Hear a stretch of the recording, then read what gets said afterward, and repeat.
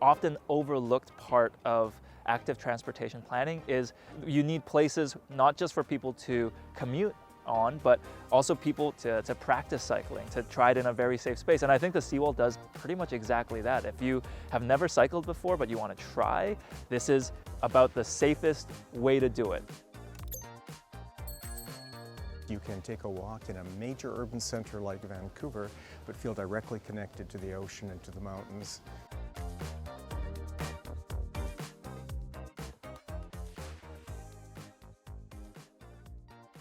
My name's Uytae. I am, I guess, like a videographer around urban planning issues. I have my own YouTube channel because that's a career now, but I also produce documentaries for the CBC and other news outlets.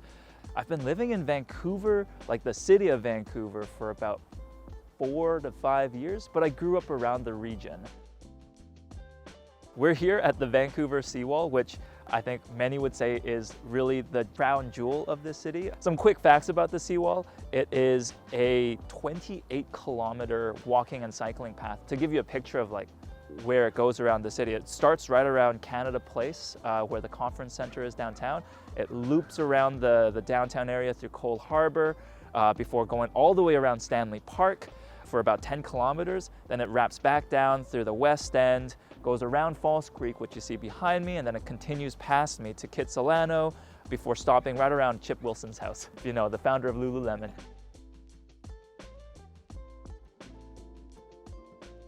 The Seawall, at least the original idea of it, dates back to 1917. It really came about because of 2 reasons.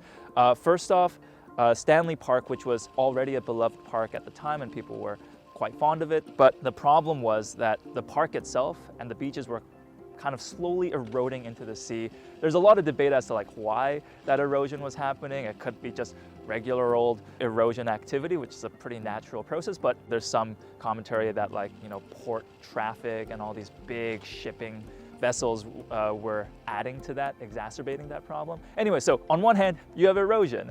And on the other hand, the park commissioner who came up with the idea, W.S. Rawlings, he really had a vision for a pathway that would be just really enjoyable to walk through around Stanley Park. And I mean, credit to the guy, like he really had this kind of bold idea of like, what if we make that pathway just like all the way along this park right next to the water?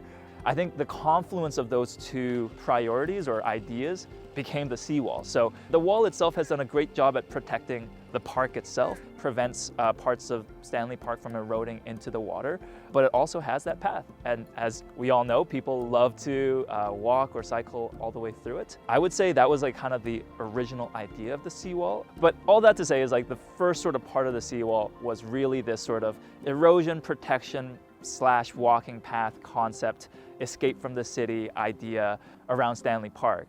The second part of the Seawall is really what you have behind me, the False Creek portion. And I think this is a bit more of a unique study. I think by that time, people were already loving the Seawall. There was also this development that was starting to happen around False Creek, this post-industrial area. And so a real pivotal moment came in 1986, Vancouver at the International Expo. And in the aftermath of that, they decided to sell off a bunch of these expo lands, the former site of the expo, to a private developer.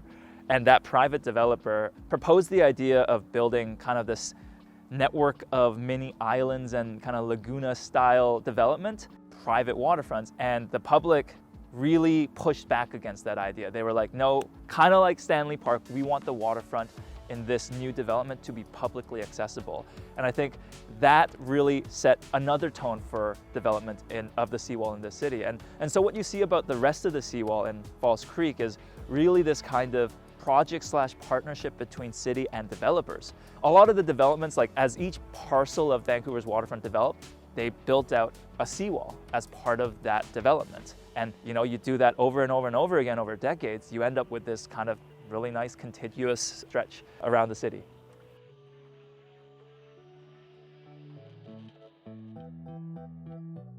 I think for a lot of people who see the Seawall, your first thought might be, hey, this is a great traveling route for people. And I feel like that's a bit of a misconception.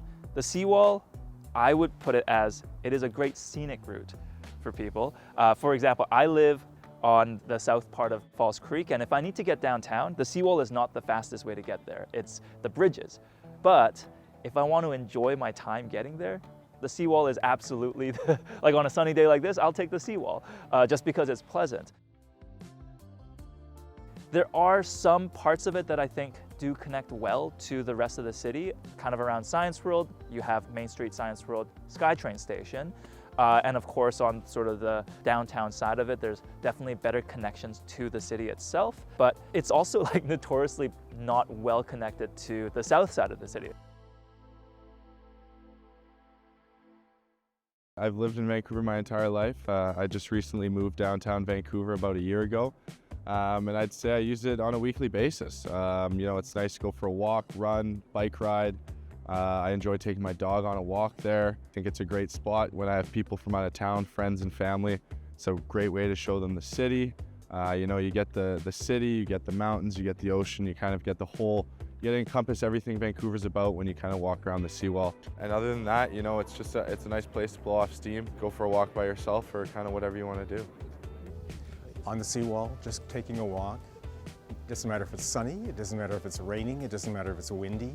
It's kind of a special place because you can take a walk in a major urban center like Vancouver, but feel directly connected to the ocean and to the mountains.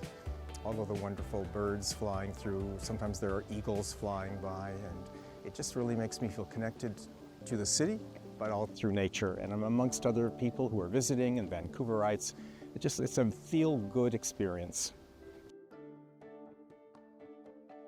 I would say the seawall, what it does really well is it gets people generally introduced to the idea of cycling. I feel like any city that's wanting to pursue cycling, that's interested in getting more cyclists on the road, a huge part of that is building just good networks of cycling that connect people to their destinations. But I think what's often overlooked is you also need cycling facilities that get people just practicing cycling. I've really come to see the seawall as, for a lot of people in the city, like their first time on a bicycle would be on a seawall. It's like a very safe space. There's really no chance that you would seriously hurt yourself. It's just like a very easy way to practice riding a bike. Philosophy here is that people should have access to their waterfront.